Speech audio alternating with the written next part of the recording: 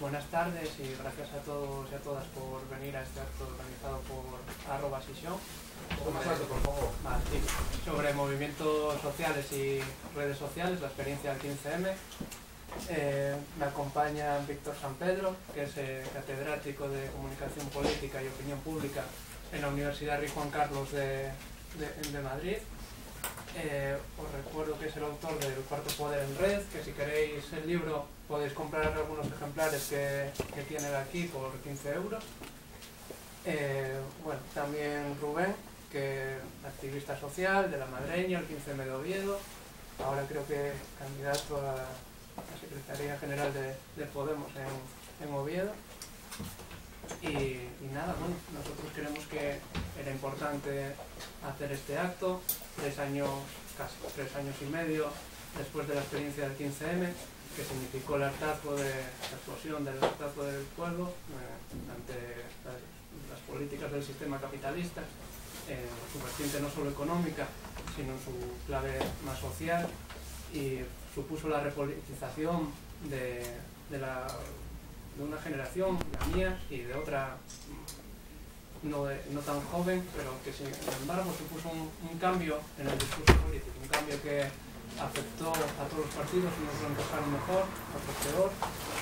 Surgieron iniciativas distintas, se cambiaron algunos procedimientos en la organicidad de los partidos, hemos visto cómo están floreciendo procesos más democráticos, como las primarias abiertas, incluso se está apuntando a técnicas de ciberdemocracia.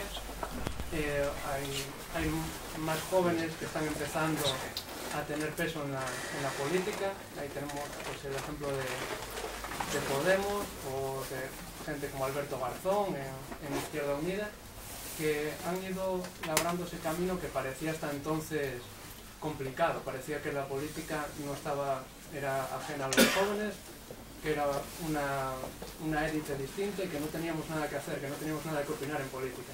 Y hemos cambiado ese discurso, queremos recuperar el espacio público para la ciudadanía, y creo que en eso hay que seguir trabajando. Por nuestra parte, nada más, hablar de la importancia de las redes sociales en todo este proceso, porque el 15M no inventa nada nuevo en este sentido, sino que lo perfecciona experiencias que vienen desde el Nunca Más, las convocatorias del 13M contra la mentira de los atentados de Atocha, experiencias como la de la plataforma V de Vivienda, o una más reciente como es la del 15M para RAC. Entonces, por nuestra parte, nada más, y empezará a hablar Rubén y después Víctor. Bueno, pues muchas gracias por esta invitación a participar por esta interesante mesa. Voy a centrar un poco mi intervención, más que los aspectos técnicos de las redes sociales, que sobre todo, y a raíz del 15M, tuvieron una importante extrapolación al mundo real a través de la calle, más me voy a centrar en la comunicación política en sí, ¿no? Seguro que nos acordamos todos como loros, porque así lo aprendimos, ¿no? Porque así nos lo hicieron aprender cuando estábamos en la ESO o en primaria, que éramos comunicaciones, emisor, receptor, canal, código, mensaje y contexto. Esto evidentemente es algo falaz, no es así, ni es tan sencillo, pero bueno, me sirve un poco para introducir de qué voy a hablar ahora mismo. Que me voy a centrar en los elementos de la comunicación, en dos sobre todo, en el mensaje y en el canal. En cuanto a mensaje, voy a basar mi intervención en 3 claves a discusión, 3 hipótesis que yo creo que podemos discutir y refutar. Un elemento para la discusión posterior que va a introducir un poco de picante, a ver qué tal salimos. Y luego un plan, ¿no? Porque yo siempre quiero salir de charlas, de diálogos, de encuentros, de espacios de interpelación como este, con un plan para mejorar nuestras vidas al día siguiente de esta charla, ¿no? de esta conversación. Y luego también quería centrarme un poco en aspectos prácticos, y traje un par de vídeos que desde las asambleas de estudiantes de la Universidad de Oviedo, poniendo en práctica todas estas tesis y hipótesis que vamos a hablar hoy, tuvimos a bien hacer. A ver si se ven o si tenemos la oportunidad de verlos, y si no, bueno, os los cuento. Bueno, la primera clave que quiero exponer aquí es que la comunicación es un campo de batalla. Y aquí se lucha por el mensaje. En esta guerra el objetivo no es el petróleo, como tantas otras. En esta guerra el objetivo es el sentido común, el common sense. Y cómo el mensaje que queremos proyectar al resto de la sociedad se adapta o es el sentido común imperante, es la normalidad. Por lo tanto, está en disputa el mensaje. El mensaje no es un elemento cerrado y esquivo. Esto es clave. Esto es clave para entender cómo, por ejemplo, y entraremos en discusión posteriormente, la izquierda, gran parte de todos estos años, sobre todo anteriores al 15M, estaba dejando el campo de batalla vacío y lo estaban ocupando todos los elementos que quieren privatizar y precarizar nuestra vida, todos los elementos precarizadores y privatizadores de nuestras vidas. No aceptaba que el mensaje es un campo de batalla, no aceptaba esa batalla, pensaba que el mensaje es algo cerrado, y el mensaje, cuando es algo cerrado, es un monólogo, no es comunicación. Además, es un campo de batalla muy especial el mensaje. Ganando el mensaje, ganando el sentido común, se dictan las reglas de la batalla, se dictan las reglas de la contienda. El que gana el mensaje juega en casa, y es más fácil elaborar toda una praxis política si se juega en casa y si se dictan calendarios de qué se habla o de qué no, cómo se hablan, qué tipo de temas. Esto es importante. Hay al menos, muy sumeramente, dos estrategias para ganar el sentido común, para ganar esto de que hablamos del mensaje, ¿no? Una es proactiva, yo creo que el 15M la experimentó, lo puso encima de la mesa y experimentó con ella, que es construir el sentido común necesario para que el mensaje que tú quieres proyectar se identifique con la normalidad, que sea normal hablar de desahuciados como un crimen contra la humanidad en lugar de personas que no pagan el alquiler y tengan que ser expulsadas de sus casas. Que sea normal, según que cierto tratamiento de temas, para que el mensaje que nosotros queremos proyectar sea, dentro de toda la población general, de la mayoría social, aceptado como normalidad. Y ahí hay mucho ganar en comunicación política, si eso pasa. La segunda estrategia para adaptarse al terreno de la normalidad y ganarlo es una manera un poco más reactiva. Esto es, sabiendo que hay un campo ya fijado de lo que es normalidad y que nuestro mensaje no está en ese campo, no se puede identificar con lo que el mundo o con lo que todas las personas identificamos como normal, tenemos que adaptar o travestir nuestro mensaje a esa normalidad imperante. El ejemplo claro es el PSOE actual, que se traviste, de Pedro Sánchez, ¿no? Travestiéndose de Podemos o de las formas de la nueva política actual, no solo de Podemos. Como digo, la izquierda durante muchos años, o gran parte de la izquierda transformada durante muchos años, no aceptó esta hipótesis. Quizás muchas las siga sin aceptar. Y esto dejaba el terreno de batalla limpio de polvo y paja para aquellos que sí sabían muy bien que esto de la comunicación es una batalla y que el mensaje está por disputar, pudieran copar todos los puestos en lo que llamamos sentido común. Esto lo saben muy bien pues, los republicanos estadounidenses, la COF y todas esas cosas, ¿no? El 15M, ya que hay una ruptura clave a partir del 15M de 2011, ¿no? Sí que recupera la batalla por el mensaje, recupera la batalla por el sentido común. Y la recupera de la única manera que se puede recuperar cuando el enemigo tiene copado todo el espacio político, que es impugnando todo, impugnando el régimen. Y así esos mensajes de abajo el régimen, no es una crisis, es una estafa, nos habréis quitado demasiado, ahora lo queremos todo. Esos elementos de impugnación a la totalidad y no solo a partes, no solo se está luchando por educación, no solo se está luchando por la sanidad, no solo se está luchando por los servicios públicos, no solo se está luchando por una vida más digna, por servicios sociales, sino que en un primer momento se impugnaba todo el régimen existente. Y así se abría brecha dentro del imaginario colectivo. Esto es así porque como dijimos antes, el 1%, los que nos gobiernan todavía hoy nuestras vidas, nos tenían ganado la batalla. No había partido posible. No estábamos ni siquiera jugando, o estábamos jugando casi en la banda, casi sin poder ni siquiera defendernos. Esta impugnación del régimen, este entrar en el campo político, este abrir cancha, este querer jugar el partido, viene rompiendo los grandes consensos establecidos, lo que venimos a llamar la cultura de transición, ¿no? Rompiendo el consenso constitucional, el consenso de la meritocracia, el consenso del bipartidismo operante, el consenso de que la política es para los políticos, los profesionales de la política. Toda una serie de consensos que poco a poco, a través de la impugnación a los mismos, a esos pilares del régimen, abren brecha y nos permiten jugar y nos abren cancha para establecer otro tipo de comunicación. Habría que resquebrajar este sistema social existente, la cultura de la transición, para poder jugar como decimos. La tercera clave, y voy rápido porque quiero enseñar los vídeos para que sea un poco más práctico, ¿no? Para que la batalla transcurra con las reglas que nosotros queremos, si queremos obtener más fácil ganar la batalla del mensaje, tenemos que sacar al contrincante de los espacios donde se encuentra cómodo. Esto es importantísimo. El régimen, o los que dominan nuestras vidas, por lo menos hasta ahora, se encuentra cómodo hablando de izquierda o derecha. Se encuentra muy cómodo. Es un campo que tiene dominado. Se encuentra muy cómodo hablando de legalidad en lugar de legitimidad. Se encuentra muy cómodo hablando de constitución en lugar de proceso constituyente. Se encuentra muy cómodo hablando de democracia sin apellidarla, como si una democracia no tenía que llevar apellidos. Y tenemos el deber de sacarlos de esos espacios de confort para plantearles la batalla.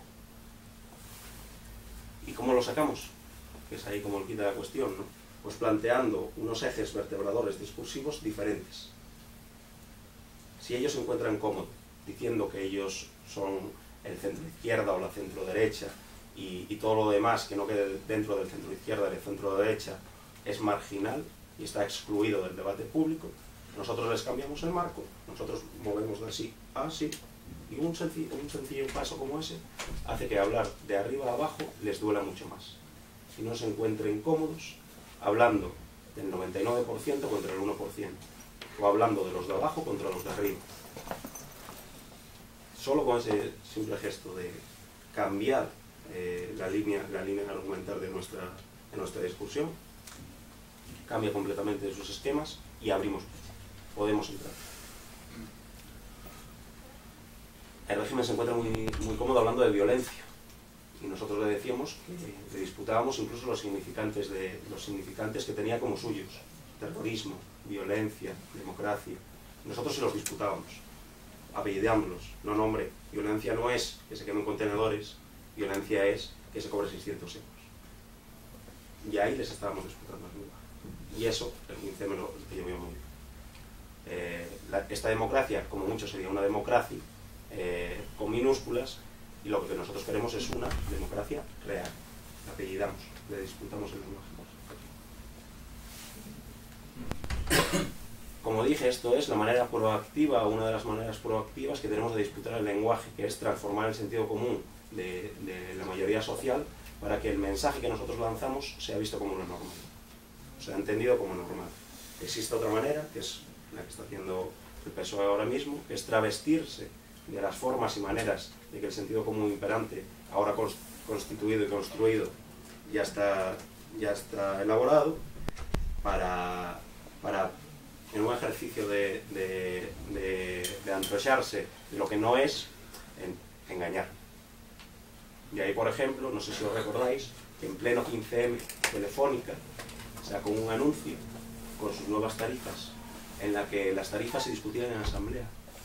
Era una asamblea abierta en la que la gente levantaba la mano y discutía qué quería o no quería hacer, ¿no? Ahí se estaban travestiendo. Y esto quiere decir que ganamos el sentido común en según qué cosas, ¿no?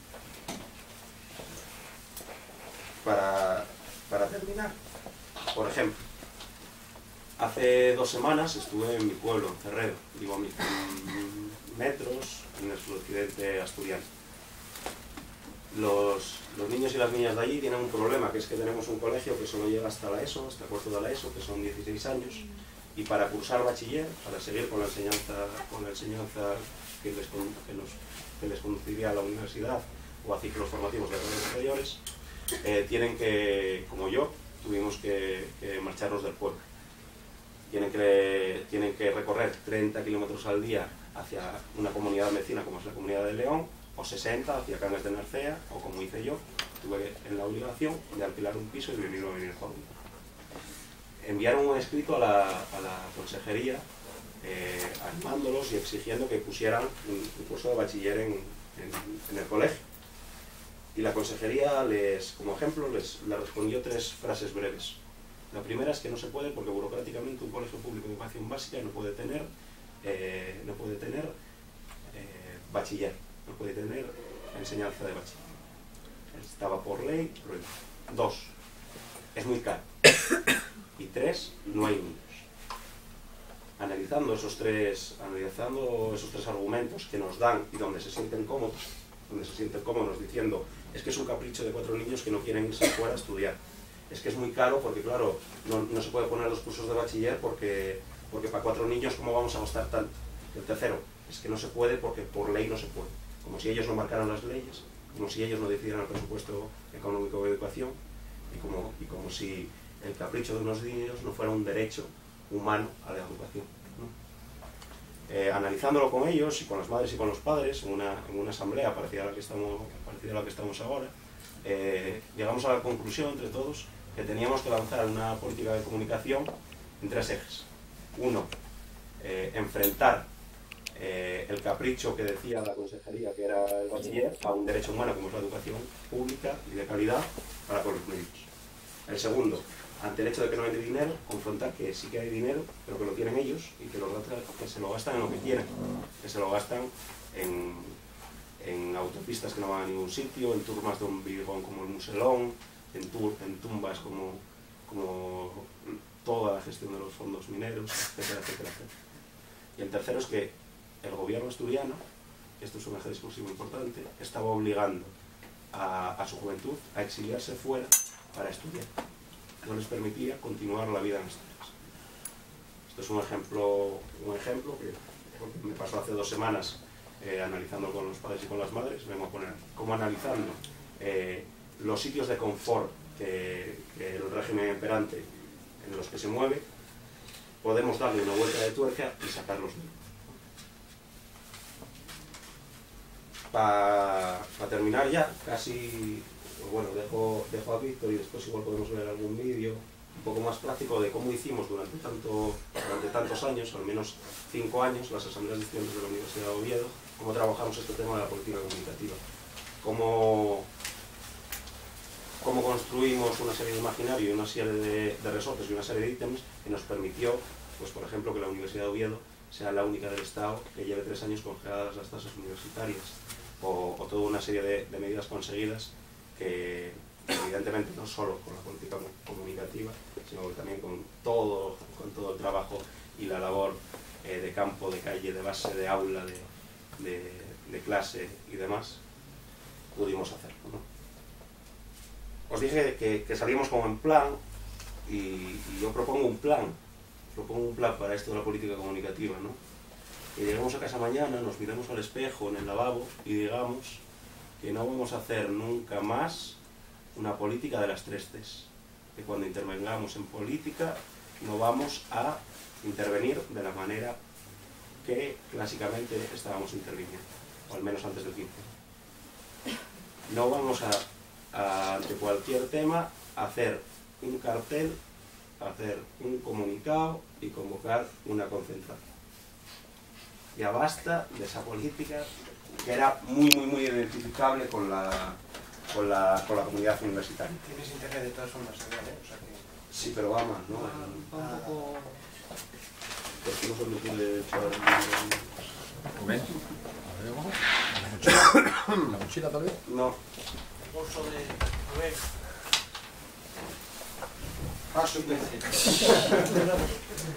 Al lado del sobre de imágenes. Pues sí. entendimos que la comunidad universitaria no estaba siendo atraída como aprendizaje, como todo. Se aprende un poco a base de errores y de fracasar mejor. Y durante las asambleas anti-Bolonia, durante la lucha contra la estrategia europea de educación superior, entendimos que no podíamos seguir elaborando o interviniendo en política como lo estábamos haciendo. Lo que teníamos era que cambiar la estética y cambiar la política comunicativa para llegar a toda la comunidad universitaria. No solo a los ya convencidos, a los de siempre, a evidentemente los imprescindibles, pero a los que no nos sacaban de 700, 800, 900 personas en la calle. Y elaborando esta política comunicativa, de la que vais a ver, ¿esto no es? ¿Lo reconocería? De la que vais a ver solo un ejemplo, pudimos llegar a muchísima más gente y conseguir gran parte de los objetivos que nos planteábamos, ¿no? Lo que hicimos en la Universidad de Oviedo fue crear un superhéroe. Algo que se identifica muy bien con la estética y que es muy reconocible ante toda la juventud, que se entiende que está en las aulas de la Universidad de Oviedo. Creamos un superhéroe y lo dotamos de unos clichés o de unos ítems específicos, como es el humor tipo chanante que estaba imperando en aquel momento. Ahora yo creo que hay menos humor chanante, pero de aquella estaba muy de moda. Y una estética bastante reconocible, ¿no? Que era la estética de Hollywood. Lo que hicimos fue crear guiones de películas, una historia, donde hacíamos una campaña de expectación, presentábamos a un personaje, elaboramos toda una trama para ese personaje, llegábamos al clímax, que era la convocatoria de una manifestación, y resolvíamos el guión en la propia manifestación. Y esto nos servía para plantear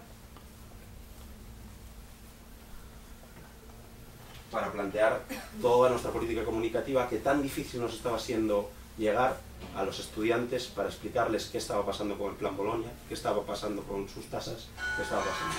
Este es el primer vídeo que salió de la campaña.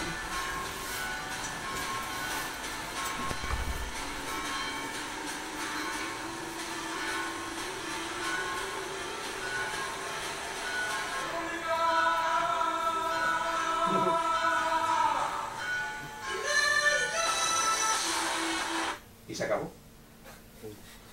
No hay nada más que eso. Un tío verde corriendo, un fondo muy reconocible y un hashtag, que es como el hilo conductor de la campaña. De la campaña Yo Me Muevo, pues nos movemos.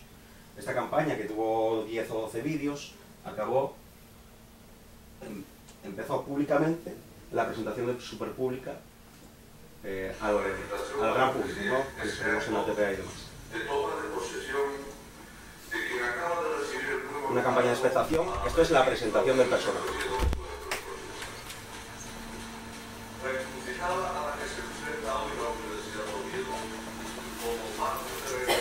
Es un acto de toma de posesión del rector, donde estaba el presidente de la comunidad de aquellos, que era Cascos, y aquí tenemos ya el personaje.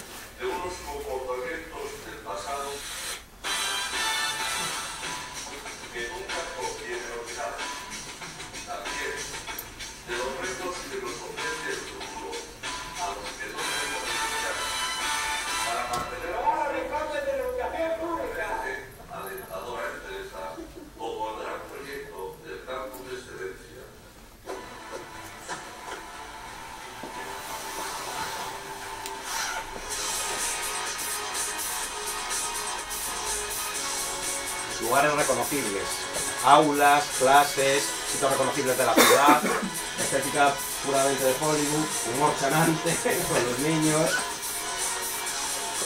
y ya teníamos al personaje presentado en sociedad.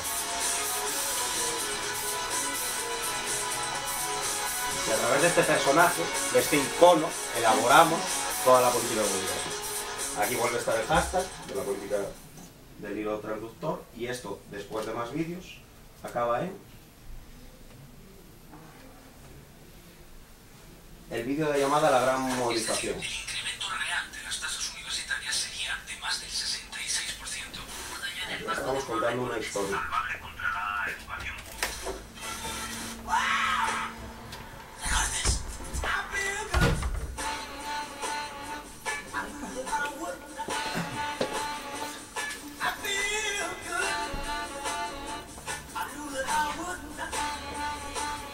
Aprovechamos para meter todos los mensajes sencillos, claros, concisos de qué queríamos transmitir. Que la universidad estaba siendo recortada, privatizada, el tanto por ciento número de becas bajando. Ahí tenemos al malo y al bueno.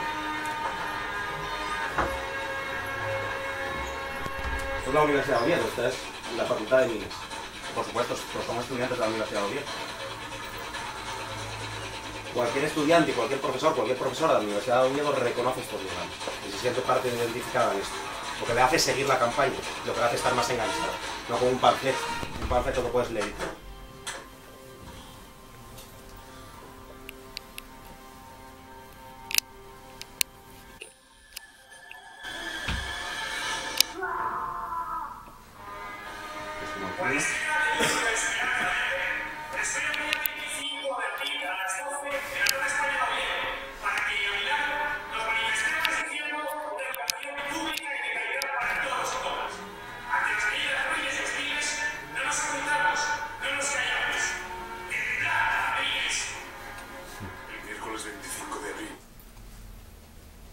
Bueno, pues esto es, ¿no? Esto es toda la política comunicativa de un año para llegar a crear expectación, presentar al personaje, que ese personaje te sirva de hilo conductor para saber lo que quieres contar, que tenga punch y que tenga capacidad de que todas las personas que forman parte de la comunidad académica se sientan identificados con el personaje, que lo quieran, y esto sacó a 4.000 personas en la calle hace 3 años. Y fue la manifestación, la 9ª noticia más vendida por Reuters a nivel internacional. Salió en periódicos de Suecia, de Argentina, de Australia, de Canadá, de Ucrania, bueno, de muchísimos. Hay más, pero dejo a Víctor que nos tiene cosas mucho más interesantes que contar. Muchas gracias.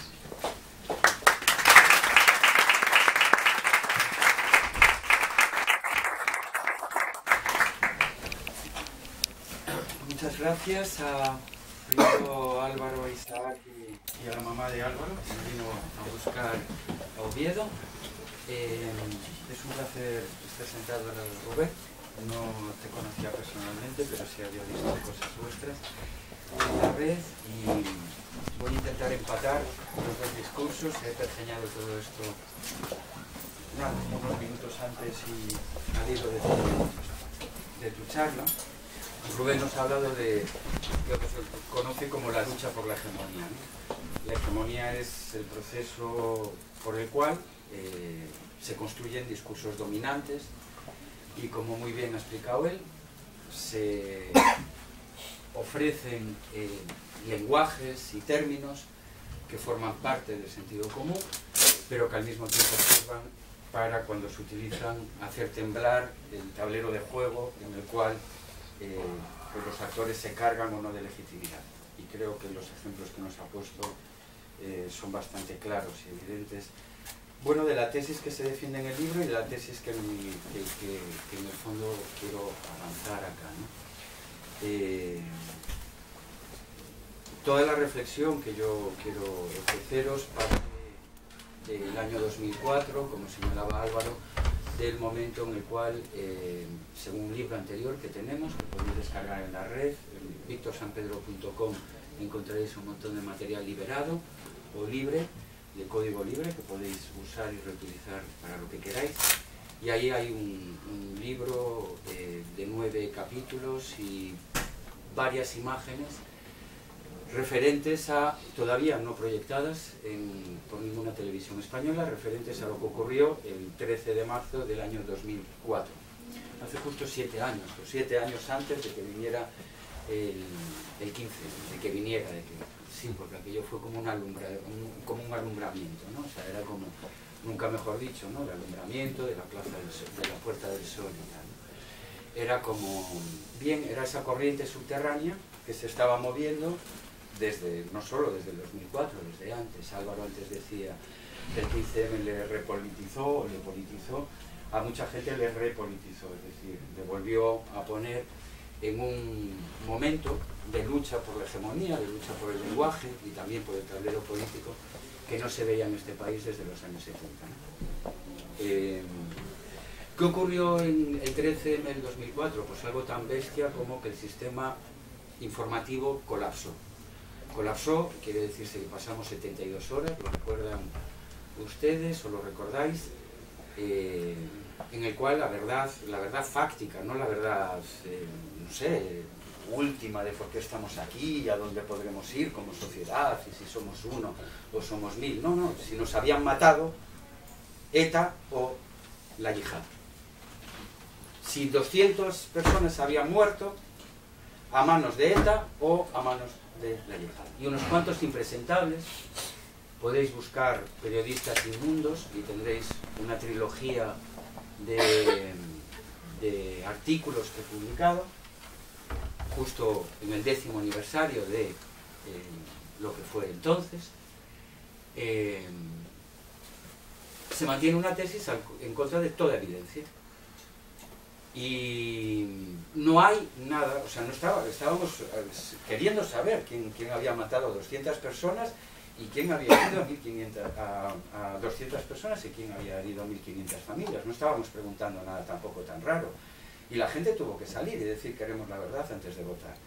Y si 1986 y el referéndum de la OTAN significó para el PSOE, a partir de ahora podemos hacer con esta opinión pública lo que nos dé la gana, obviamente, si estás hablando del atentado mayor que se ha producido en la Europa contemporánea y cuela, y no solo cuela, sino que, como explico en Periodistas Inmundos, lo googleáis y lo encontráis.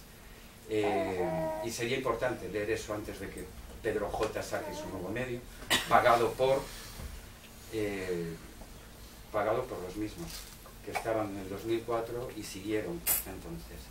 Si ahora sabemos, ahora se sabe, que de los sobres de Bárcenas, el señor Aceves, aquel que mantuvo las dos líneas y la línea preferente y tal, le llenaba las andorgas al señor don Federico Jiménez de los Santos y se inventaban un grupo mediático de extrema derecha, xenofóbico y bueno, ultramontano, curiosamente llamado Libertad Digital. Por supuesto, en el camino ellos hacían negocio. Esto no se trata única y simplemente de sacar un medio de comunicación. Se trata ante todo de forrarse. ¿Qué ocurre el 15M? Si el 13M colapsó la capacidad del sistema que este país se había dado pues, para conocer lo que ocurría. Si entonces colapsó, lo que colapsa el 15M es el sistema político electoral. No hace falta saber mucho inglés para saber que meeting viene de to meet, que significa encontrarse, y cuando la gente acampa, la campaña se suspende, porque los actos electorales no eran encuentros. Es más, por segunda vez tenemos que romper una jornada electoral, como una jornada de reflexión electoral. La primera había sido precisamente en las elecciones del 2004 y por ello nos llamaron ya terroristas. Y bueno, también éramos batasunos cuando estábamos con Juventud Sin Futuro resistiendo en la Puerta del Sol, o estaban, y otra mucha gente. Si el representante es incapaz de mantener un encuentro, un meeting con la ciudadanía, entonces apaga y vamos, quiero decir, nunca más claro, nunca más evidente que no nos representan. Y ahí estamos con un 15M que es un sujeto político y comunicativo que se reivindica de pleno derecho, que dice no somos mercancía en manos, es decir, somos sujetos y no os necesitamos para decir lo que somos, lo que queremos, lo que no nos gusta. Y eso es esa es la tesis que vengo manteniendo desde hace mucho tiempo y por eso hablo de alumbramiento en la Puerta del Sol, ¿no? Entre el público hay alguna querida exalumna de hace muchos años, que habrá escuchado pues eso, que la democracia o es deliberativa o no lo es. Qué cosa tan curiosa, ¿no? O sea, o hablamos antes de votar o no, esto no sirve. Que no sirve con votar, simplemente. Qué pena que tengamos que ponerle realmente, que tengamos que recordarnos que o hablamos antes e intentamos hablar todos y todas y que el lenguaje sea inclusivo, es decir, incluirnos, y máxime si hay exclusiones ya tan claras y tan evidentes, entonces es que no, la democracia, cuanta más exclusión previa, cuanta más argumentación falsa, cuantos más elementos supuestamente empíricos y reales, 10 años de teoría de la conspiración. O sea, esto no ocurre en ningún país del mundo. En ninguno. En ninguno. En ninguno se sigue manteniendo durante 10 años afirmaciones que no tienen ni el más mínimo sostén empírico. Es más, por gente que coacciona testigos que les es igual que coaccionar es coaccionar, es obligar a falso testimonio. Hay sentencias firmes sobre esto. El actual director del periódico El Mundo, el señor Casimir. Comprar confidencias, comprar, o sea, conclamaciones publicadas y admitidas, en fin, un despropósito, ¿vale? Un despropósito que nos viene a señalar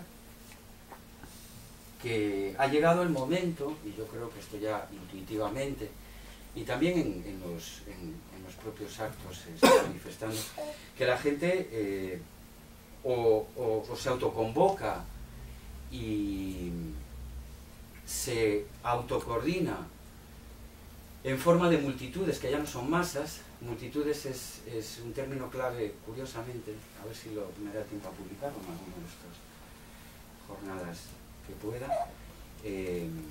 Era un término clave en una tesina que escribió el señor Azaña, y él reivindicaba las multitudes frente a las masas.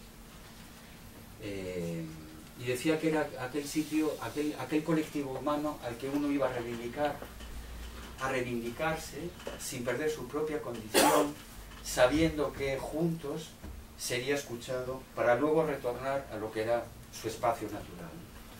No una masa de individuos amorfas y que no son nada si no son masa y toman algún palacio de invierno. No. Entonces la gente sabe que o presiona o no hay sanción política, que o la exige o no hay rendición de cuentas. Ha llegado ese punto, esto es evidente, ¿no? Y ahí está ese cuarto poder en red.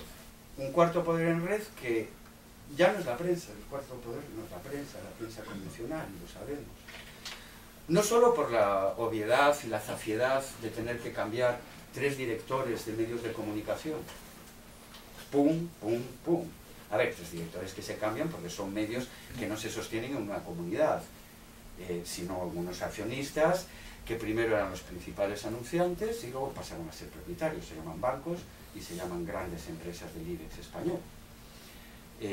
No solo por lo zafio, lo guarro que es, que bueno, que esto más o menos se te olvida cada vez que enciendes la tele, y entre peli, y anuncio, y jiji, jaja, de infosátira, tipo Wyoming, pues bueno, se te va olvidando, ¿no? Quién está detrás y todo esto, ¿no? Sino pura y simplemente porque se ve que el nivel de degradación toca rebatos, son así como las campanas tocan a muerto en muchas instituciones, se ve, se constata, ¿no? Entonces ese cuarto poder en red, ¿por qué no es la prensa? Pues porque la prensa convencional, ¿no?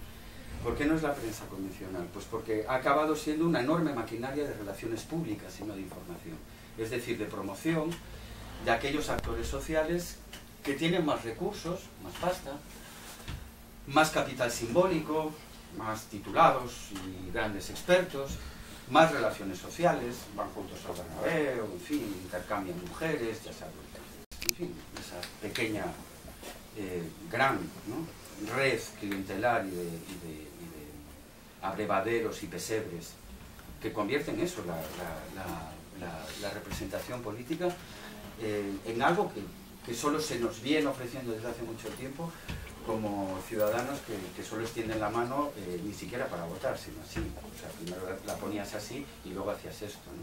Son los dos únicos gestos que quieren.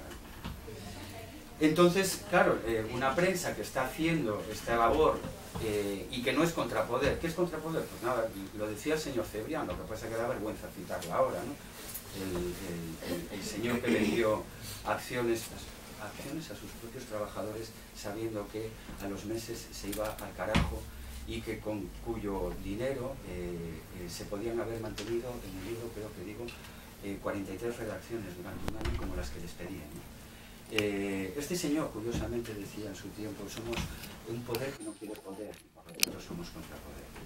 Bueno, esto no se lo ocurre a nadie ya, o sea, son parte de hecho, todo esto de la teoría de la conspiración, del 11M, se acalla, se hace el paripé de que, en fin, de que por fin, 10 años más tarde, ya no, Rocco obviamente sale, Soraya obviamente sale, hay una serie de memes, hay una serie de mensajes que todavía tienes que lanzar, ¿no?, a las bases más duras y más fanatizadas, pero fue la primera precondición pedida para la gran coalición. Obviamente no pueden pactar si un año antes se están diciendo que Zapatero entró en el Congreso montado en trenes de cercanías, ¿no?, o era ZP. No, estamos hablando de señores que acusaban a un presidente de gobierno de comandar el asesinato de 200 ciudadanos. En fin, esto es muy grave. Hemos permitido que la esfera pública se nos degradase hasta unos niveles de cloaca realmente infecta, ¿no?, de fosa séptica. Entonces, bueno, esto es lo que ha pasado. Se sabían impunes, en fin. Y la prensa ha ayudado, pues eso, sacando el escenario de poder.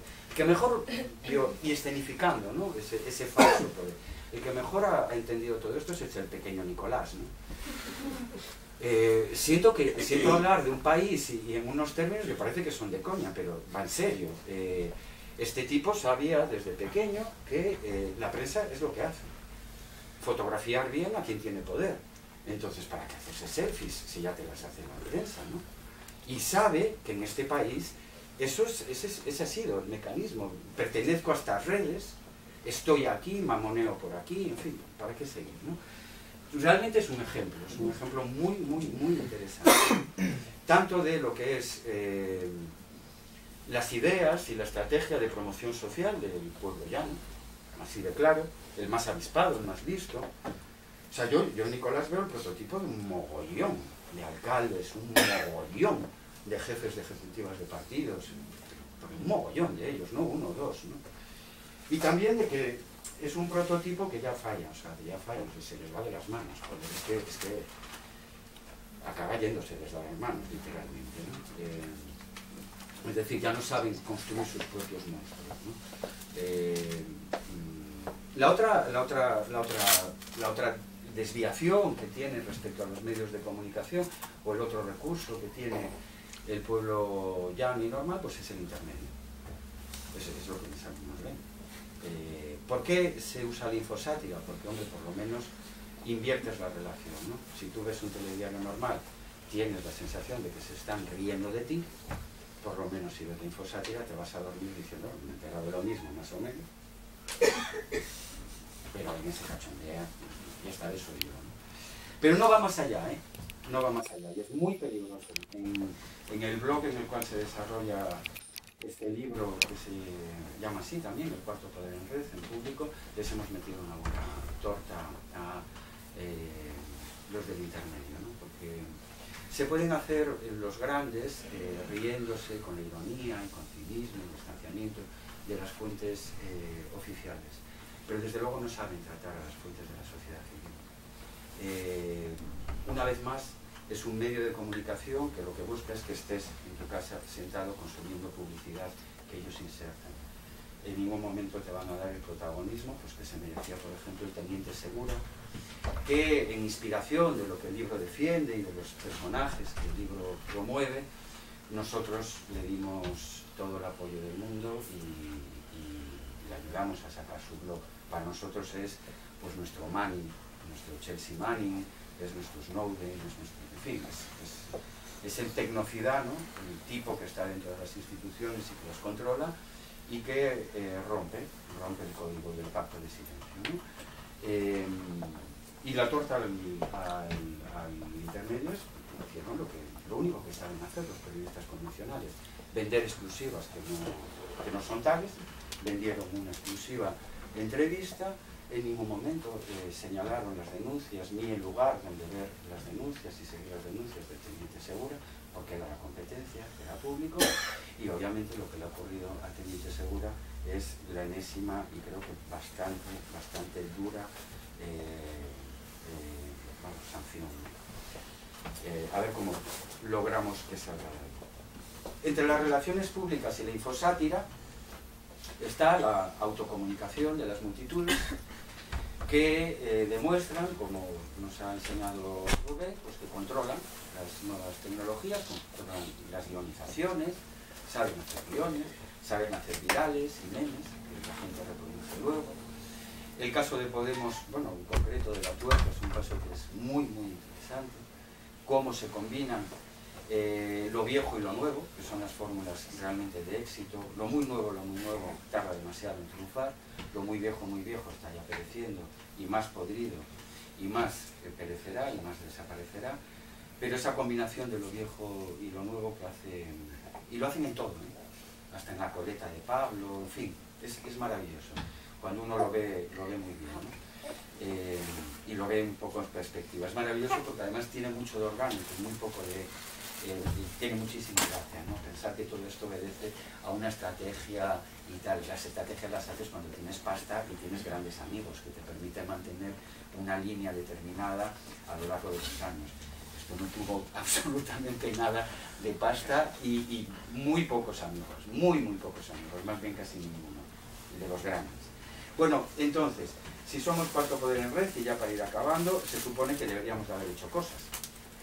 No podemos estar aquí cantando las alabanzas de un partido que todavía no existe y no gobierna, de un movimiento social que está y no está. Es decir, una de las maneras más potentes de medir el 15M son encuestas. Uno pasa encuestas en España. Nosotros hemos publicado un artículo ridículo porque no había nada de investigación. Era simplemente coger las encuestas que Metroscopia también lo tenéis en la web, es el último artículo en inglés. Las encuestas que Metroscopia había hecho para el país. O sea, encuestas públicas. De los 3 años, ¿no? Primeros de vida. Y es apabullante. O sea, 7 de cada 10 españoles y españolas mayores de 18 años, imaginaos si son a partir de 16 encuestados, apoyan el 15M. Y 6 de cada 10 apoyan estrategias como rodear al Congreso. Y lo comparas con otros países del mundo y absolutamente nadie ha llegado a esto. O sea, Occupy Wall Street tenía en la primavera, vamos a finales de año, porque entra más tarde, ¿no? Tenía 28%, 27%, 4 meses más tarde está en la mitad, o sea, literal, y 2 meses más tarde ya no llega a 2 dígitos. Y ahora está completamente desaparecido. Es decir, el 15M está expresando la ruptura del pacto social que existía con el artículo de la Constitución y con las políticas de bienestar, llamaban ellos de bienestar, mínimas a cambio de paz social. Esto se lo han cepillado y roto el pacto, roto el consenso, está claro. Pero además este es un consenso que no tiene nada que ver con el de la transición. Este consenso hablaba antes Rubén de la cultura de la transición, es un término muy majo, pero se emplea todo el tiempo y además no se ha hecho trabajo duro de lo que es. Pero más o menos antes el consenso era no montemos follón, cuidado con el conflicto, recordar la guerra civil, cuidado que los fachas salen, oye Tejero, mira lo que ha pasado, oye si volvemos a... Y ahora el miedo, ¿de acuerdo? Y ahora lo que hay es un consenso en el que el conflicto va ligado a la esperanza, a la ilusión. Esto les rompe. O sea, han perdido los mecanismos, los resortes, ¿no?, de control, y han perdido su lugar en el tablero de juego. Lo cual no quiere decir que todavía estén muy duros y que van a dar muy duro, van a rear muy duro. Pero vuelvo a eso, si el cuarto poder lo que hacía era vigilar a los otros tres poderes sin mantener ellos mismos una cuota de poder, ¿no? Eso era el periodismo. El periodista lo que hacía era un flujo de... es un poco la tesis del libro, ¿no? Un flujo de contrapoder mancomunado. ¿Qué quiere decir eso? Pues en comunidad con una serie de gente a la que le servía de expresión, porque había unos intereses que alguien tenía que colocar en la esfera pública. El periodista y el político es más necesario que nunca. Lo que pasa es que necesitamos periodistas y políticos que funcionen como catalizadores de sujetos de pleno derecho, o sea, que no te traten como un menor de edad y que te ayuden a expresarte mejor, a alcanzar consensos cada vez más incluyentes y te proyecten a unas instituciones que no dan acuse de recibo, a no ser que realmente vayas directamente a por ellas o con movilización popular, movilización social, presión humana, cuerpos en la calle o mensajes legitimados que solo la prensa puede dar, realmente, o sea, legitimados dentro de lo que es el marco de las instituciones, ¿no? Para acabar, que ya lo he prometido varias veces y pongo riesgo de no hacerlo nunca, el cuarto poder debería de vigilar a los otros tres y haber conseguido algo en los otros tres. Y lo pongo porque son cosas que he estado escribiendo, ¿eh? O sea, ¿qué ha hecho el 15M con el Poder Judicial?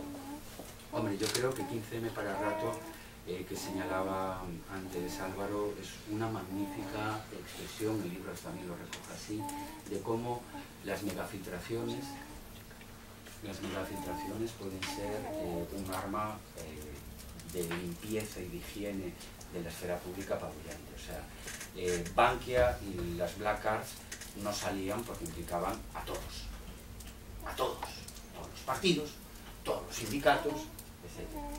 Y esto sale porque Xnet, la fundación del Partido X, en colaboración con 3 medios digitales de Nueva Jornada, empiezan a soltar, ¿de acuerdo? Y un ciudadano que lo tenía. Otro interesante es la marea blanca. La marea blanca logra, el 15M, aparte de todo esto, un nuevo consenso, es una caja de herramientas de innovación y expresión política alucinante. Con las huelgas no hacíamos nada, al contrario, hacían con nosotros mucho, y no me extenderé en esto, pero con las mareas se les rebasó y se les desbordó.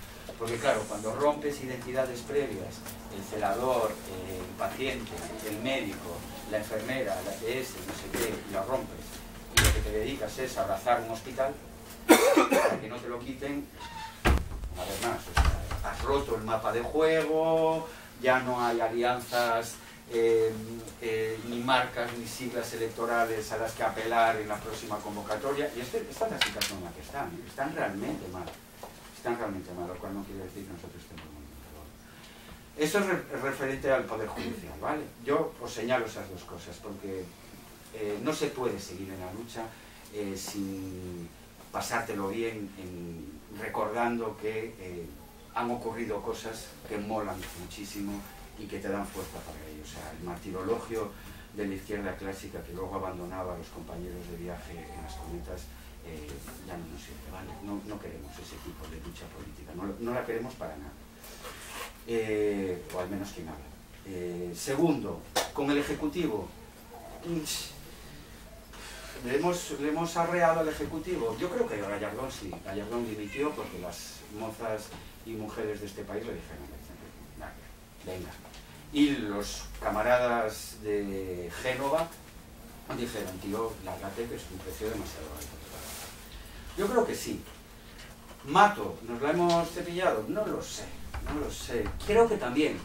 La comparación es el prestige. Pues sí, hombre, sí. La comparación es el prestige. Mira lo que hicieron, mira lo que hizo, ¿vale? Que tenéis por aquí todavía. De Rositas Total. O sea, un tipo que... yo soy gallego, y cuando dices politizó, bueno, pues la generación que está entre tú y yo fue politizada por el Prestige. Estamos hablando de 100.000 voluntarios autoconvocados. O sea, no hay, igual que no hay otros 15M en el resto del Estado, no hay ningún caso precedente de una ciudadanía que se autoconvoca para autodefenderse de las negligencias que han llevado a un ecocidio directo. Todos estos se fueron de rositas, o sea, el Mata se hizo una pasta gansa largando voluntarios para meter a sus empleados de Traxa. Literal. A tortas los corrieron de Carnota. Compraron voto. Ganaron de nuevo las elecciones. Siguieron ahí.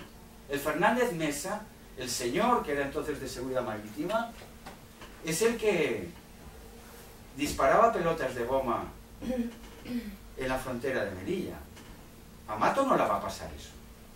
Así que sí creo que hay una diferencia. Lo que pasa que cuando he dicho que no es que tengamos una mala cultura, sino que somos profundamente incultos políticamente, es que nos creemos que se cambia una esfera pública atada y bien atada en cuestión de 10 días, como nos creemos que hay pues dietas de 3 días, cursos de inglés de 3 días, en fin, yo creo que con el ébola, porque no estuvimos finos, pero el ébola pudo haber sido el fin, porque nunca quedó tan evidente que no les importamos nada. Y eso duele, y eso corre por encima de cualquier ideología, de cualquier clase, de cualquier experiencia. Y no estuvimos tan finos, lo siento, estábamos metidos en otras cuestiones en las que a lo mejor vamos demasiado rápido y estamos relegando otras cosas. Lo digo también a nivel de debate, ¿vale? Judicial, ejecutivo y legislativo. Aquí sí que nos pueden. Aquí nos pueden. O sea, cuando uno ve la iniciativa de legislativa popular y el camino que tomó presentada por la PA y el camino que tomó y lo mal, o sea, lo confundidos, yo es que es una, o sea, con toda mi admiración, vamos, no solo admiración, implicación, defensa, vamos, de la PA, ¿no? Pero, joder, o sea, no, es que no puede, no. O sea, se le dio la vuelta, salió peor, salió una legislación peor. ¿Por qué? Pues que estábamos todos tuiteando, como dice un amigo mío, como hámsters en la jaula, en vez de estar haciendo el lobby político que había que hacer. Y lo dice alguien que, bueno, que viene del movimiento de objeción de conciencia y, joder, no sé, esa fue mi tesis doctoral. Y no yo, sino los compañeros mucho más antiguos se reunían con Fraga Iribarne y se la metieron doblada, pero dobladísima, no solo a él, sino a todos. Hay una gran incultura política. El lobby parlamentario es el lobby parlamentario y no funciona tuiteando como hámster. Pero esto no es culpa nuestra, quiero decir, era la primera iniciativa legislativa popular que llegaba avalada por, no solo por un número brutal, sino por toda la legislación internacional. Pero nos dieron para el pelo. ¿Qué más? Si uno cae en la cuenta de que la primera reacción parlamentaria es la reforma de la Constitución, del artículo 135, 165, no sé cómo vale ya tampoco la Constitución, ¿qué más da? Podría ser un artículo u otro. No, 35 es, creo. 135, bueno. Si esa es la primera respuesta, que haya una movilización de este calado, está claro, nuestra derrota más absoluta en ese terreno. ¿Hemos echado la ley de reforma por ponernos un poco optimistas del aborto abajo? Yo creo que sí. Han sacado leyes completamente bluff y completamente tal, la ley de transparencia, pero es que ni sabéis casi, la mayoría imagino, espero, no está en ley, pero está promulgada. Pero formaba parte del paquete de regeneración democrática que estaban dispuestos a firmar con besos en la boca, diciendo que se iban a autocontrolar, bueno, eso, en fin. Y como la saquen, me da la impresión de que la campaña electoral vamos a sufrir un poquito más, ¿no? Bueno, balance, es una locura hacer balances. Yo no soy un gurú ni de las nuevas tecnologías ni de la política, porque esos son vendedores de crecepelos y yo por lo de ahora no estoy tan necesitado como para entrar ahí. Yo recordaría aquí a Miguel Romero, un activista de Madrid, que murió pues a los pocos meses, ¿no?, de empezar el 15M, que era un tipo que llevaba luchando décadas.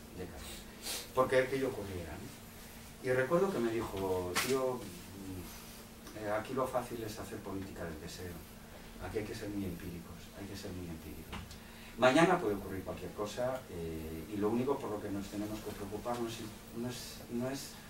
no sé si es por ser superhéroes o no, pero sí para estar dispuestos a saltar, primero para no quemarnos más, porque van a por nosotros, eso sin ninguna duda, pero más allá de huir, intentar construir algo, ¿no?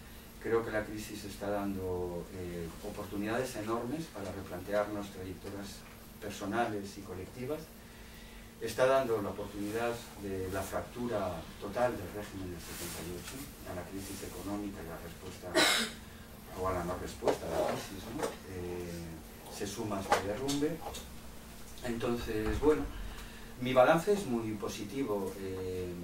Yo creía que esto no iba a ocurrir, y ha ocurrido. Las sorpresas, pues cada semana hay alguna sorpresa que es realmente agradable, muy agradable. Hay resultados que uno, sea lo que sea, dice, joder, esto es política del bien común. Es decir, si eres un monárquico leal, porras, estás mejor ahora con este que con el anterior. Si eres un socialista leal, no sé si con Pedro Sánchez, aquí ya no sé si... Pero bueno, mejor que con el otro, creo que también. En fin, te agarras a un clavo ardiendo, pues todos nos agarramos a un clavo ardiendo al final, pero bueno. No, del PP ya no sé si... pero bueno, saldrán candidatos y candidatas, como dicen ellos. Bueno, que nada, esto es todo lo que os puedo contar por lo largo.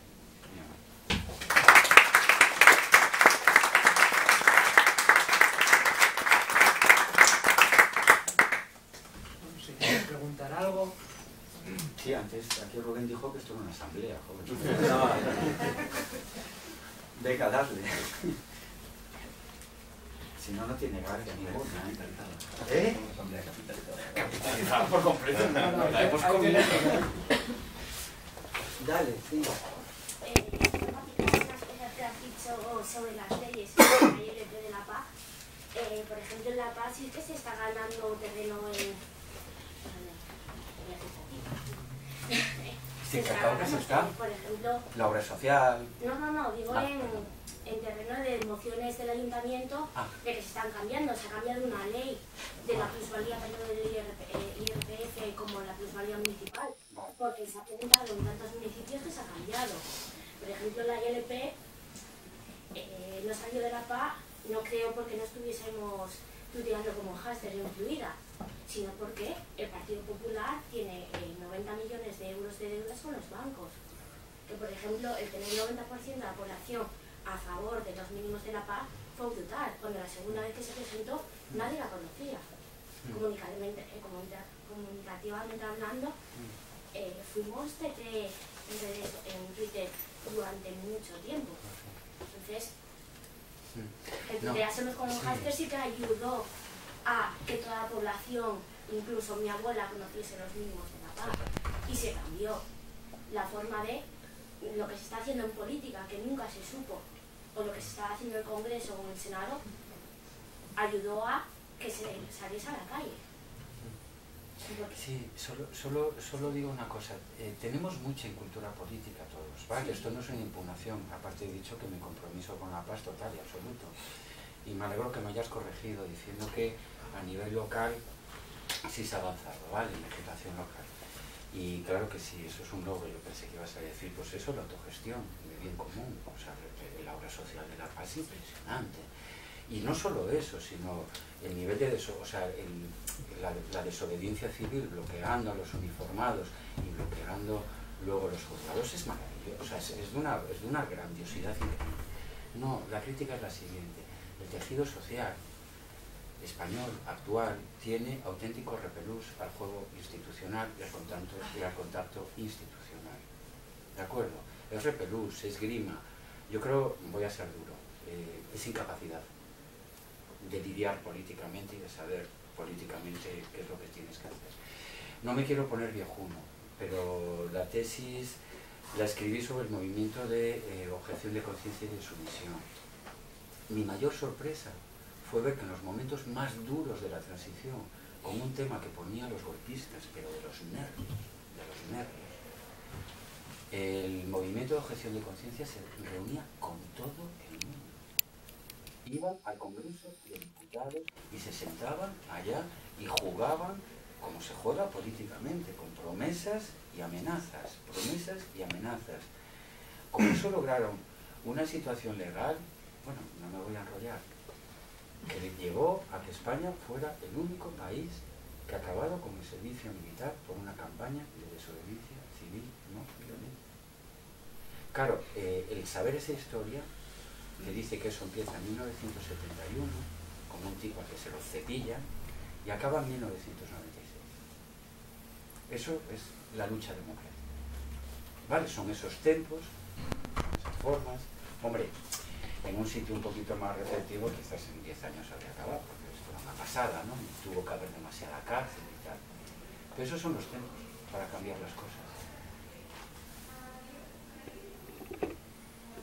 Y por cierto, el ejemplo es bueno, porque por una parte tenías interlocutores políticos de primer nivel, que obviamente sabían más de legislación que los españoles, y esa era clave, y luego tenías un tejido que estaba dispuesto a desobedecer, pero desobedecer de plano, con el cual no había negociación posible. Entonces esa combinación era brutal, y una vez más, aquí no había estrategia, aquí lo único que había era cuerpos, conocimientos, y bueno, y a ver cómo sale esta y a ver la siguiente. Pero bueno, si uno hace, por ejemplo, la comparación de Prestige-Ébola, uno dice, mola más este país, mola muchísimo más. Ya está.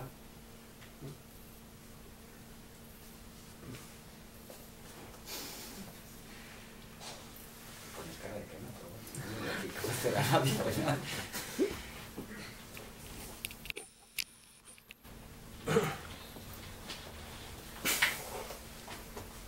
¿Os animáis?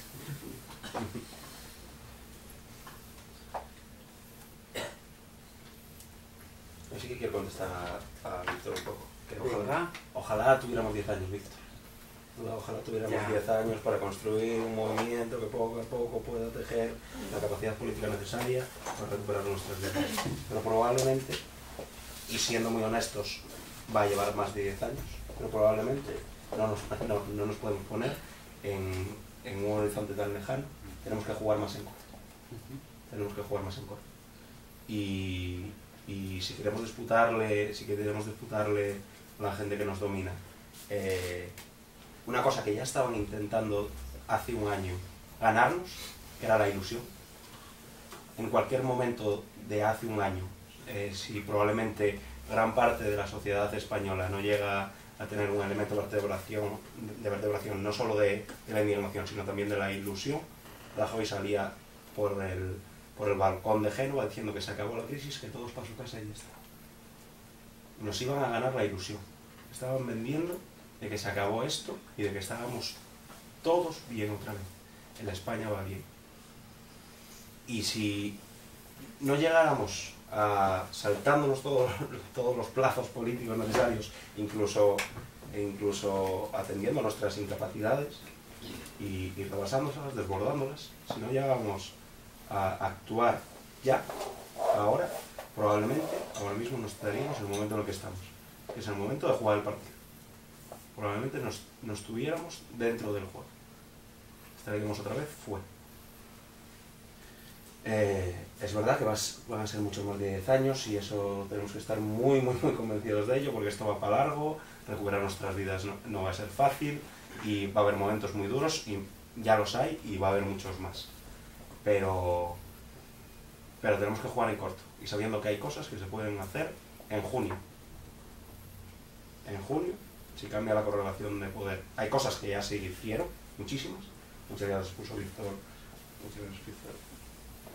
y muchas de estos movimientos sociales, de los movimientos asamblearios, estudiantiles, etcétera, muchas ya las llevamos conseguidas, pero hay muchas que se pueden hacer también golpeando en lo institucional. Y no hay por qué esperar 10 años. No, yo creo que el reto es el siguiente. No vamos a monopolizar aquí, o no habláis vosotros, yo no aquí a hablar con... Tenéis que hablar, el compromiso es que hable alguien de los que estéis ahí, si no yo me callo. A mí me gustaría decir algo. Porfa, sí. No, que yo no sigo hablando aquí con Rubén como si fuéramos los dos colegas que sabemos del asunto, que habláis vosotros. Solo para que intervengas, sí. ¿Vale? Aclarar mi postura. Yo creo que hay tiempos diferentes, ¿vale? Y joder, perdona si me pongo así un poco tal, pero es que a mí me parece obvio. Hay tiempos diferentes, unos son los tiempos electorales y otros son los tiempos sociales, ¿vale? Si no nos respetamos, unos y otros, esto la vamos a fastidiar. La vamos a fastidiar, muy, muy fastidiar. ¿Vale? Las lógicas son diferentes también, ¿eh? Son diferentes. El discurso aquí, en lo electoral, tiene que ser diferente a lo social. Pero además esto no es cinismo, esto no es oportunismo, esto es vida. Tú en lo social, en casa, hablas de determinada manera, y cuando hablas en público, pues o eres un insensato como yo, o moderas más las cosas, y yo aún así las modero, y en fin, lo cambio diferente. De acuerdo, son lógicas diferentes. Y la falta de respeto entre el representante institucional y el activista es algo endémico en nuestra cultura militante, y es asqueroso, es literalmente vomitivo, porque son dos tareas dignas. Yo he visto a mucha gente indigna en las asambleas del 15M, porque había asambleas llenas de protagonistas, de gente borde, de gente inculta, de gente ignorante, de gente despreciativa con los demás. Eso existía. Y hablan de horizontalidad, y de ahí han salido 4 o 5 líderes, que lo único que les distingue de los otros líderes políticos y electorales es que no están en una candidatura. A lo mejor es eso, que no lograron hacer una candidatura, o están en las primeras. ¿Me seguís por dónde va la crítica? Pero yo tampoco estoy... A mí me está empezando a cargar también el otro lenguaje de no sois nada más que una rémora, en fin, sois improductivos, sois un tapón, al final no entendéis los retos. Oye, un poquito de por favor. Que unos y otros estamos aquí porque hemos estado juntos. En las plazas, en la PA, en un mogollón de cosas más. Entonces es hora de planteárnoslo antes de que se rompa y la caguemos en los dos planos. No es fácil. Hostia, y es el reto de los retos. Nos estamos inventando un partido red movimiento. O sea, esto te lo planteas a los alemanes, a lo máximo que llegaron era el partido pirata a la democracia líquida, tan líquida que duraron 2 elecciones. El nivel de retos y de logros que estamos logrando aquí, que estamos alcanzando aquí, son apabullantes. Lo que pasa es que otra de las cosas que enseñó muy bien Franco, aquellos 40 años enseñó muy bien la transición. Complejo de culpa, complejo de inferioridad. Perdón, ya. Gracias. Bueno, a mí me gustaría, pues, no solamente me parece que sea el tema político, que evidentemente hay que pensar mucho en ello, pero hay algo que está atravesando todas las realidades sociales del mundo, y es la economía, y cómo se vive esa economía. Partiendo de esa base, como toda nuestra sociedad se configura en torno al dinero y a lo material de una u otra manera, pues todas las personas que tienen un poco de poder al final acaban, no todas, vale, no vamos a generalizar, pero que sí que hay un alto porcentaje de personas que cuando tienen un poco de poder, pues abusan de ese poder, ya sea con dinero, pero no en esferas altas, en el día a día. Al final eso lo que me hace pensar es que hay muy poca gente profesional y que empatizamos muy poco con nuestros semejantes. Entonces me parece que tiene que ir ambas luchas de la mano, no puede ser la política y la otra. Entiendo que cada una tiene sus tiempos, como decías, pero tiene que ir un poco en la misma dirección, porque si no es imposible. Y todo lo del 15M fue muy importante, es algo para admirar. Los que lo hemos vivido, yo creo que tuvimos esa sensación de que eso iba a tirar para adelante. No sé si se ha materializado en Podemos, no lo sé. Ojalá que sea una vía, cambiar el panorama político, va a cambiar seguro, no sabemos cómo. Ojalá que sea para bien, pero yo creo que el cambio siempre va a venir desde las personas, y si las personas no nos planteamos que las cosas pueden ser diferentes, esto no va a cambiar. Pero diferente empezando desde nuestra vida, no exigiendo o pidiendo que también, porque nosotros estamos financiando todo eso, pero también tiene que ser de cara a como profesionales, ser mejor profesionales, como en cada rol intentar dar un poco de lo mejor de nosotros. Y creo que ese es el verdadero cambio, que nosotros intentemos ver en los demás pues otra familia, otra vida, otra lucha, otro esfuerzo, y creo que ese es el verdadero cambio. Y lo político está ahí, creo que al final son formas un poco de distraernos, porque son el mismo perro con diferente collar, y lo ideal es que lo hagamos nosotros con nuestro movimiento, porque la base también con su fluir va a generar cambios arriba, y creo que eso tendría más efectividad, sería más largo, necesitaríamos más tiempo para ello, pero sería una construcción más pensada y más sentida por los individuos. No sé.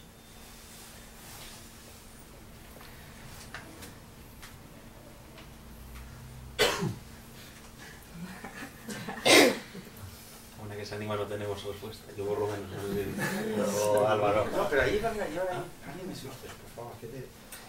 ¿Cómo se puede combatir la manipulación esta que está basada en medias verdades? Por ejemplo, el índice del paro del mes de noviembre dice que bajó 14.000 parados. Es mentira, porque no bajó, es que se fueron.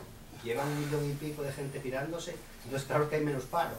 Pero claro, los periodistas apoyan directamente al gobierno y todos dicen, bajó el paro y tal, nadie lo contrapone. ¿Cómo se combate eso? Manteniendo, es que y tiene que ver con un poco, a ver si logro unir las dos cosas, porque son dos cosas que llevo hablando también mucho con la gente de Podemos de Madrid, o pensado, ¿no?, mucho, y que tiene que ver con lo que la compañera estaba comentando antes, ¿no? A ver cómo lo logro. Se acabaron los tiempos en los que va a venir alguien a hacer política o a hacer información política. ¿De acuerdo? O sea, cuando hablemos de la cifra de paro no está siendo desmentida, o nos hablamos a nosotros mismos, o... Si tú buscas culpabilizar a los periodistas, lo has fastidiado, son víctimas. O sea, si es que están precarizados hasta un nivel apabullante. Están con una espada de Damocles del despido, de la rebaja, o sea, no llega a la final de mes. Y luego encima los pobres, vengo de eso, de una entrevista, ¿no? Y realmente dices, Dios, yo no sé lo que era un astillero a punto de cerrar, pero esto tiene toda la pinta. O sea, esto se sostiene de milagro, no, se sostiene, todos subvencionados, todos. Y todos defendiendo la libre empresa, o sea, esto es apabullante, ¿no? Y, entonces, la expresión cuarto poder en las redes es que somos todos y todas. Hay un ejemplo que es maravilloso, es Fukushima. En Fukushima los japoneses hicieron no solo eso que les hemos visto, ¿no? De, ay, que bien aguantan los terremotos y no lloran, y cuántas... No. ¿Sabes lo que hicieron? Empezaron a combatir, con ayuda de hackers españoles, los niveles de radiación pública que estaban dando las centrales nucleares, es un caso de vida. Y es un caso de manual. Se pusieron a hacer mediciones ellos mismos. En las zonas en las que no querían y decían que no querían entrar. Con contadores Geiger comprados de segunda mano. O sea, es que están tirados de precio. Y poniendo todas esas mediciones en conjunto. Llevan una porrada de mediciones. Ellos ni siquiera entran a debatir y todo esto. Han hecho una web en la cual directamente desmienten todos y cada uno de los documentos, de los oficiales. Entonces, ¿cómo ligo yo esto a una charla que he tenido pues, con alguna de la gente notable, que llaman notable de Podemos, ¿no? Y me decían con razón, mira, estamos un poco hartos de que todo el mundo, luego pongo una adenda mía que también me tiene un poquito harto, pero ellos estrictamente lo que decían, todo el mundo quiere que viene a Podemos a que, oye, habría que hacer algo con la educación universitaria, ¿no? Sobre todo con los posgrados, habría que hacer algo ahí, ¿no? Y entonces decían, a lo mejor se creen que somos superhombres. A lo mejor se creen que somos demiurgos que podemos hacer flapas. ¡Hala! Sindicato donde no haya cultura sindical. ¡Flapa! Comités de empresa donde no hay comités de empresa. ¡Flapa! Comités estudiantiles en facultades donde no hay. Y decían, y mi añadido fue, ojalá hubiera más gente como lo de la PA. O sea, ojalá nos hubiéramos organizado. Ojalá hubiéramos armado lo que ha hecho la PA para que quien venga a gobernar diga claramente. ¿Pueden ustedes empezar a desarrollar esas iniciativas? Ahí tienen falta. Tema de educación primaria. ¿Quieren ustedes empezar a...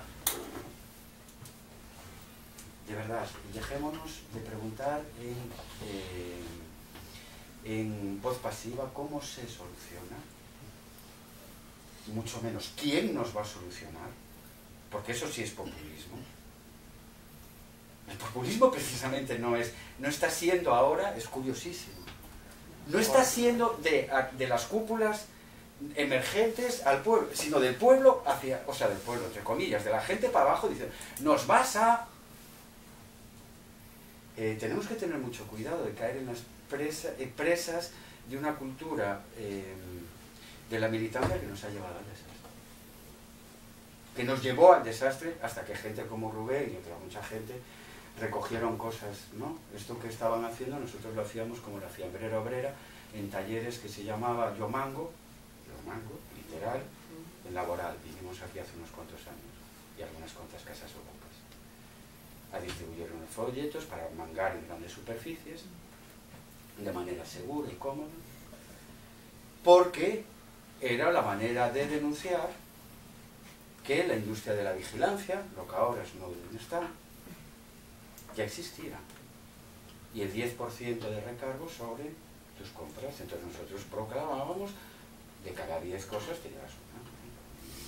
Y se lleva bien así, y tal, distintas dietas y tal. Cuando nos desalojaron los uniformados de Tabacalera, ¿vale? Era lo que leían. Todos los coches de la policía llevaban esto. Habíamos logrado meter el mensaje en aquellos que tenían que reprimir ese tipo de contenido. O sea que la lucha se prolonga desde la insumisión hasta acá y la desobediencia civil no sé qué, Ada Colau que estaba con nosotros en Barcelona en la antiglobalización, en fin, todo esto son, bueno, y toda la gente que se ha repolitizado, ¿no? Toda la gente de las ONGs, toda la gente que se había ido por ahí afuera, que había abandonado, que había abrazado distintos tipos de cinismos o nihilismos y tal, y están ahí. Esto mola mucho, ¿no? Está molando mucho, pero está molando porque nadie nos lo soluciona, no se soluciona, sino porque estamos en ello, creo. Lo propongo. ¿Cómo analizas tú ya hay 3 palabras. ¿Cómo analizas tú el papel de la corrupción que les está estallando a todos? O sea, ¿cómo es posible eso? Quiero decir que me parece extraño, quiero decir que de repente salga toda la mierda y aflore ahí. ¿Qué opináis? Yo no soy ningún gurú, ¿eh? ¿Cómo lo ves tú eso?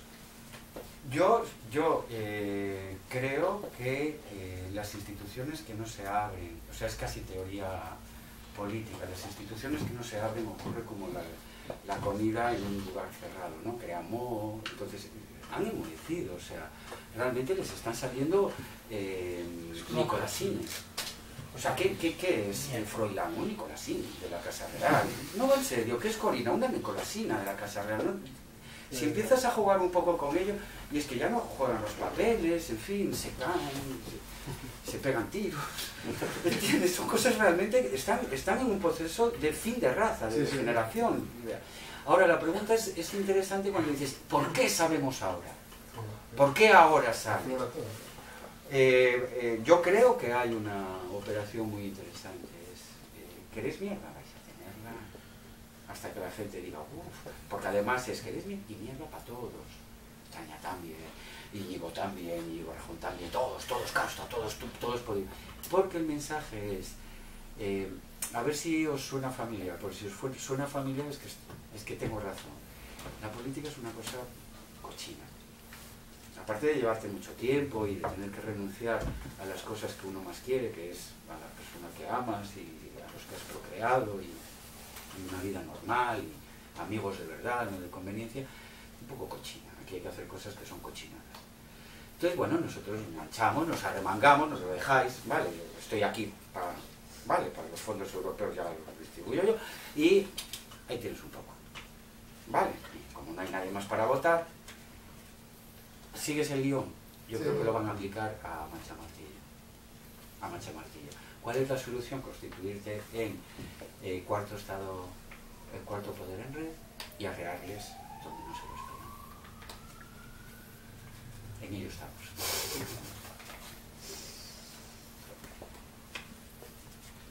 Hay dos, y qué bien. Sí, bueno, no sé, yo era por saludar a Víctor, que yo hacía mucho que no te veía. Tuve la suerte de presentar tu primer libro aquí en el de Multitudes Online, Sí, que señora. fue.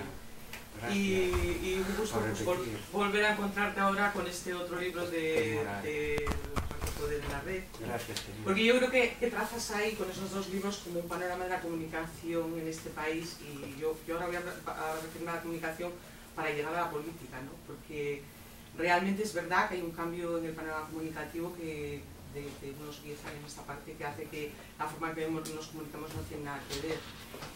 Es muy potente todo el uso que se puede hacer de la información en red, de la información libre, y yo creo que ahí pues el 15M hizo una tarea como muy clara, ¿no? De aprovechar lo potente que tiene eso. Pero me llamó mucho la atención esta expresión que utilizaste, me parece muy acertada, ¿no? De que cambiamos el mundo tuiteando como hámsters en la red, ¿no? Es verdad que si algo hizo bien el 15M fue combinar un poco esas dos estrategias, ¿no? Estaba en la red, yo de aquella escribí, yo creo que todos escribimos algo sobre el 15M de aquella, y yo escribí una cosa que se llama 15M multiplicándose en las calles y en las redes. Porque yo siempre tuve la idea de que aquello era muy potente por lo que pasaba en las redes, pero también por la presencia que la gente tuvo en la calle y cómo se empezó a construir esa idea que tú manejabas ahora de que los que hacemos política somos nosotros, ¿no? Y en ese sentido discrepo un poco de la compañía que hablaba antes, porque yo creo que hay que recuperar ese sentido de la política, ¿no? Yo quiero hacer política y no creo que llegue a ser el mismo perro con distinto collar, pero yo quiero hacer política, pero no política en el Parlamento solo, ni en el Ayuntamiento, ni quiero hacer política en el sitio donde estoy. Yo hago política en la universidad, además nunca hice tanta política como hago ahora. Quiero decir que yo en los últimos años hago política a todas las horas, en mis clases a todas las horas, porque creo que es lo que tenemos que hacer, porque es que si no... ¿Crees que eres libre para hacerlo? Yo claro que soy libre de hacerlo, porque si no esto era como el silencio de los corderos, es decir, yo estaba viendo a jóvenes sentados en mi clase todos los días, iban para el matadero y no se estaban enterando que los llevaban para allá. Entonces, claro que hago política, y es que además no me da ninguna vergüenza decirlo. Creo que lo hacemos todos, ¿no? Pues eso digo, ese tipo de política hay que hacer. Y la otra también, quiero decir, porque como antes planteaba Víctor, también tenemos derecho a hacer política en el Parlamento, en los ayuntamientos, donde sea. ¿O qué pasa? Que aquí solo los hijos de un sector de este país pueden hacer política. O sea, los hay que nacieron para hacer política y los demás tenemos que estar aquí para que nos la hagan. No, todos podemos. Bueno, pero voy a volver otra vez a la comunicación, que creo que... Entonces yo creo que ahora mismo es el momento de combinar un poco esas dos estrategias, ¿no? Hay que hacer, y eso, por ejemplo, Rubén antes lo presentaba, y yo como lo vi desde la universidad también, vi que lo hicieron muy bien, porque sí es verdad que todo eso funcionó tan bien y que el personaje de Superpública no solo fue trending topic por ahí en miles de sitios, sino que todas las cadenas de televisión en un momento determinado, al día siguiente, estaban utilizándolo en sus programas, fue también porque ellos habían conseguido hacer mucho trabajo de base, porque crearon unos sistemas de reunión, de asamblea, etcétera, que hizo que los estudiantes se movilizasen a unos niveles que no habían estado movilizados hasta entonces, y detrás había, no eran la mayoría de los universitarios, pero desde luego había una masa crítica importante que hacía que todo aquello pudiese salir a flote, ¿no? Yo creo que ahora mismo estamos en un momento que es de esa naturaleza, ¿no? Hay que crear mucha masa crítica en la calle, hay que trabajar mucho en la calle y en las redes también, ¿no? Y crear otro tipo de información para también animar a la gente a que en este momento que se puede hacer otro tipo de política, pues por lo que haya pasado, por las confluencias que hayan sido, ¿no? ¿Por qué no la vamos a hacer? Es decir, ¿por qué la gente, esa generación que está condenada a irse de este país no va a poder hacer política para no tener que irse? ¿Por qué no lo va a hacer? Por poner dos cosas que son datos, que se supone que nos pagáis a la gente de la universidad para dar datos, y en la línea de seamos empíricos, ¿no? Y en la línea de cuidado, que es que tenemos unas inercias, pero todas, que es que vas y tal. La actividad online y la actividad, o sea, la actividad en la red y la actividad en la calle, todas, absolutamente todas, todos los estudios que se han hecho dicen que una se refuerza a la otra. Y solemos contraponer, de igual manera que contraponemos parlamentarismo y representación política con activismo social. O sea, es flipante cómo vivimos de disyuntivas, cómo sabemos escapar de izquierda a derecha y entrar al núcleo, y en cambio seguimos viviendo de dicotomías que son falsas, completamente falsas. Y el pensamiento dicotómico de esto o lo otro no quiere decir que todo sea igual, o que nos gusten los grises, para nada. Pero no ayuda mucho en tiempos de crisis a orientarse, ¿vale? Lo primero, el online y el offline se refuerzan. Primera cuestión. Segundo, no solo la actividad online, es cierto, se reproduce, porque claro, si escribes mogollón de mails, pues mogollón de mails que tienes que contestar y tal, y no sé qué. Pero a más uso de la red para fines políticos, mayor nivel de asociacionismo real. Hasta el punto de que duplican las tasas de la población en general.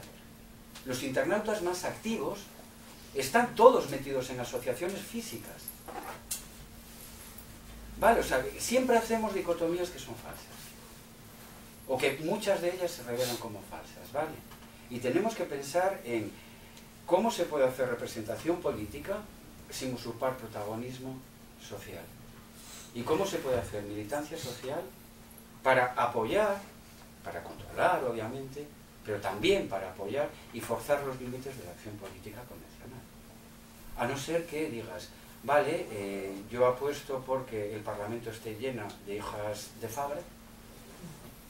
¿Os acordáis, no? ¿Dejamos que el Parlamento esté lleno de hijas e hijos de Fabra? Yo creo que es una expresión que puede sustituir a... Vale. Y dejamos que la militancia sea aquellos centros sociales en los que tenías que enseñar los chuzos y la camiseta, igual que en otros sitios tenías que ir con zapatos y no te dejaban entrar. Un rollo identitario. Si ninguna de las dos cosas te gusta y ves que tienen sentido, tenemos que ensayar como desde el respeto y lo que decía antes la compañera que se acaba de ir, desde la igualdad de objetivos, ¿no? Sabiendo que eso, que sí, unos responden a una urgencia y otros a una parsimonia y una secuencia social que tiene otro fin. Cuando decía... Sí, estaba esta chica también. Compañero, con el tema de las informaciones que se dan, que pueden, bueno, que son de hecho engañosas, ¿no? Sí que pienso que hace unos años hubo un movimiento bastante importante, peticiones bastante importantes para que los estudios que se hacen con dinero público, por ejemplo, contaminación en Gijón, etcétera, etcétera, fuesen bases de datos abiertas, ¿no? Y como un poco esa lucha, no sé muy bien por qué, fue quedando en el camino. No digo muy bien por qué señalando a nadie, porque yo también estaba en su día con un proyecto MEIPI que era de cartografía abierta y demás, y también fue algo que creo que a día de hoy quedó como bastante por el camino, ¿no? Como en un momento dado, yo no digo que no haga falta gente para interpretar esos datos, por supuesto, ¿no? Pero cómo se nos ocultan esos datos, dando solamente esa interpretación tan querida por algunos para que sea falsa, y como nosotros pedimos un poco esa bueno, no sé si referencia, si petición, si conformarnos con lo que dicen los medios o simplemente no exigir que abran esos cajones y nos saquen el informe completo, ¿no?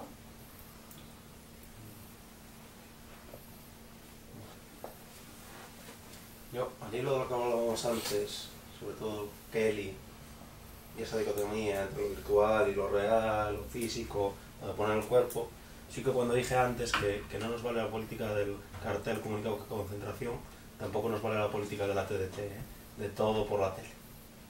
Eso tampoco nos vale. ¿Por qué?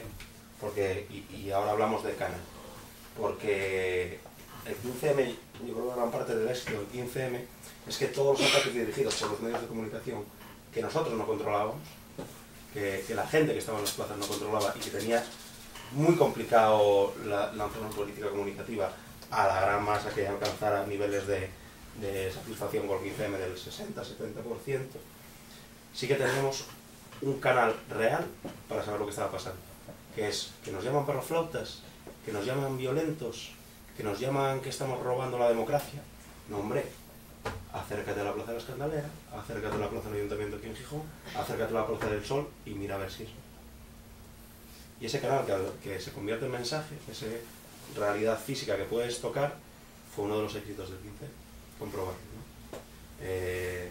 Con lo cual, no nos vale la política CCC, pero no nos vale solo la política en esa época, porque por la tele sale poca gente, además. No todos vamos a poder salir por la tele, y la política, como estamos diciendo, la tenemos que hacer entre todos, sino que nos la haga.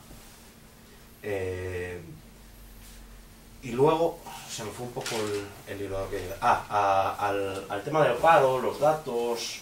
Es verdad que quizás no tengamos redes construidas y que tengamos que construirlas, redes ciudadanas o redes populares, para... Es que esto ya es de broma, para hacer lo que el Estado debería hacer, y lo que estamos pagando al Estado para hacerlo, pero... Y que sí que en gran parte toda esta repolitización desde el 15M se basa en eso, en hacer cosas del welfare, del estado del bienestar, que casi negligentemente dejamos en las manos de otros y luego nos dimos cuenta de que no nos estaban haciendo, ¿no? Pero sí que podemos cambiar un poco, si no podemos recoger los datos, sí que podemos poner en contexto como el juego de comunicación política. Si el problema es el paro, los datos del paro, claro, los da pues, la EPA o consultoras individuales o el propio Estado.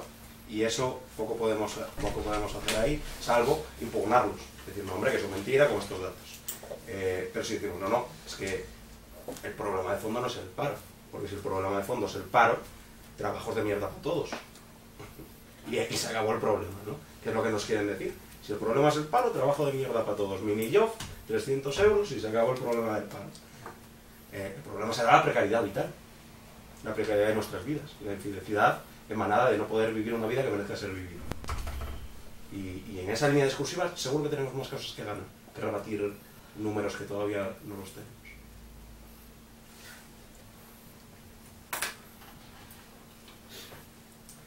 Estoy totalmente de acuerdo con Rosón. Por ejemplo, nosotros en la PA, los datos de los desahucios nunca los sabemos. Hay 3 datos oficiales, incluso la PA no sabemos cuántos desahucios hemos dado.